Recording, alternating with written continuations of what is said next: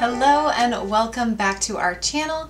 Today is going to be our final update on Rosie. It's going to be her 6-month home update. So this will be the last one we're going to do. We feel like we've kind of pulled all the pieces together and everything is kind of, remaining the same aside from, what I'm going to share with you today.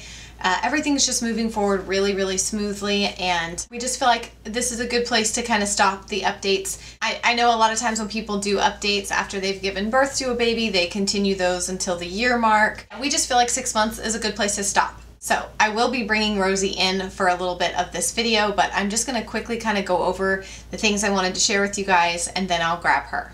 Okay, so the first thing I wanted to update you guys on is that if you watch our vlogs, we took Rosie to the doctor to have her thyroid checked. That was one of the things that, we knew was an issue for her. And so they checked her thyroid and her levels were off. So they did want to put her on thyroid medication. Now, I will say we are giving her the medication, and we are also researching our options for dietary changes and more natural type remedies and things that we can do to help her on that end. We're still kind of in the research phase of that before we make any hard and fast decisions, but for now she is on a thyroid medication and she does great with it. It's just a little pill we give her in the morning, and it's supposed to be just a swallow pill, but she just chews it up. I think she's just so used to that's how she took her medicine in China, so she's doesn't have any problem with that. She just kind of chews it up and then goes about her day. As far as her diet goes, she's still a wonderful eater. She still eats pretty much anything. She does have preferences. She does now tell us if she doesn't want something, whereas before when she first came home she would pretty much eat anything we gave her with no complaints. She has now started to kind of express her opinions in what she wants to eat and what she doesn't want to eat, which is awesome. She has a nice, good, healthy appetite, but she does have preferences now. She is saying like, no, I don't want that. I want this. Yeah, so that's awesome, and we love kind of, again, getting to know her and getting to know what she likes and what she prefers. We want her to feel like she can say, I don't like that. I like this. The next thing I want to address is her language. You guys ask us, we get asked a lot about if we are going to allow Rosie to be bilingual, if we're going to put her in an immersion school so that she can continue to learn Mandarin. You guys have asked us a lot of questions about that. And I've been hesitant to answer, well, just because I know that the truth is that people don't always understand and people don't always get it. So here's what it boils down to. Kids with Down syndrome are capable of so much. They are capable of far more than people give them credit for. They are capable of far more than people even realize, I think. We will always encourage Rosie to, chase her dreams and do what she wants to do with her life and all of those things. But there are some things that are harder for kiddos with Down syndrome. It's just like anyone with a syndrome or someone with a disease that maybe affects them physically. Certain things are just harder. It doesn't mean they can't do it ever, but it is harder. And so one of those things is language. Language is difficult, can be difficult for children with Down syndrome.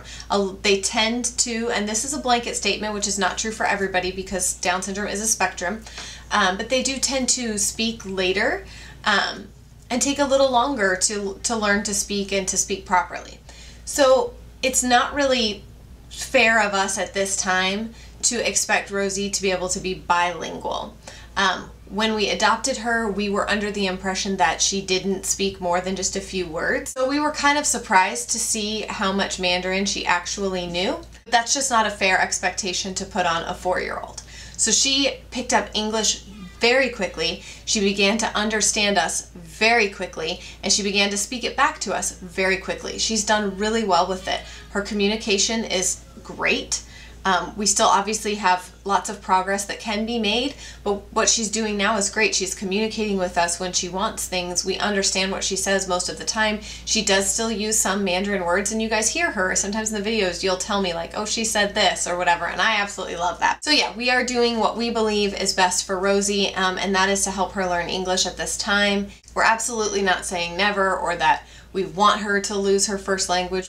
Yeah, so that's just the reality. I know that there's a lot of people who, don't like that and disagree with it, or, we do what we believe is best for our children and Rosie more specifically, and so she's doing great with English and we are very proud of her. So that's kind of the update on language.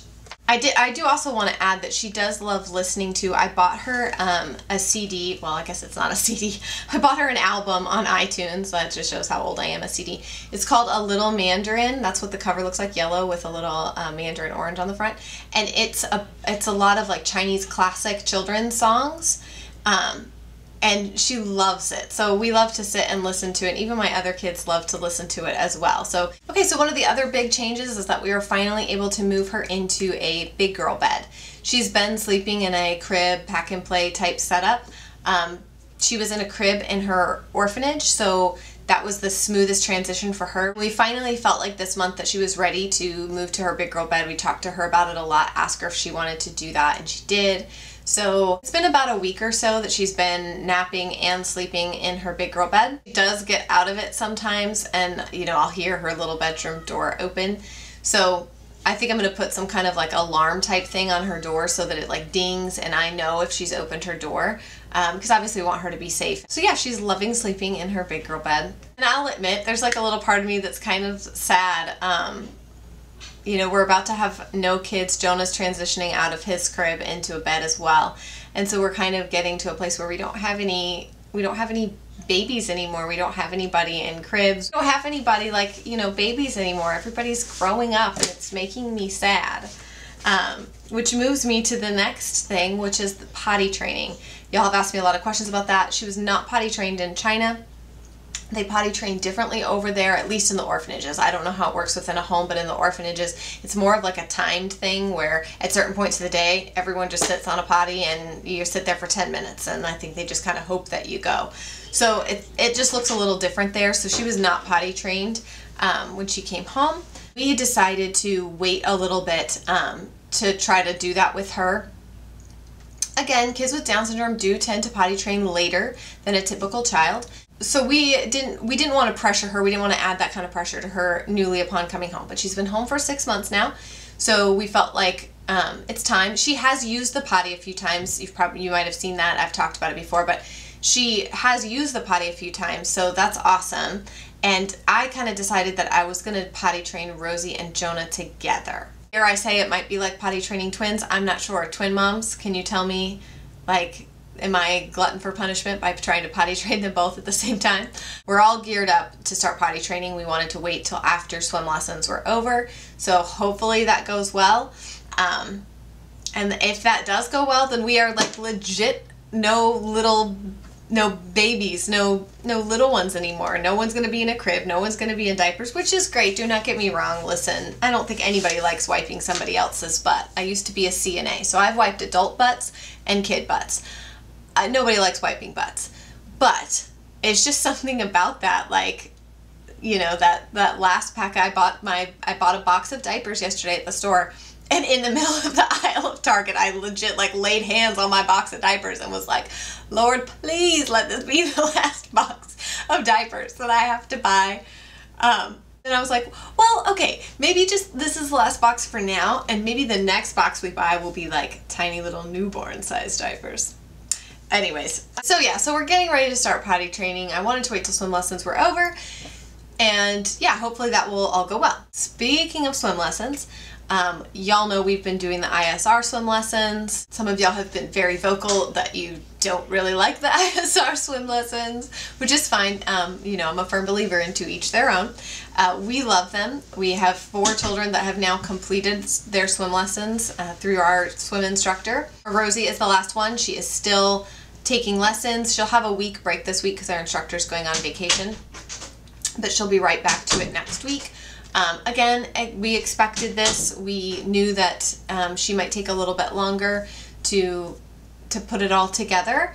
She is doing great. She absolutely loves to swim. She loves the swimming part of it. It's the floating part of it that she hates.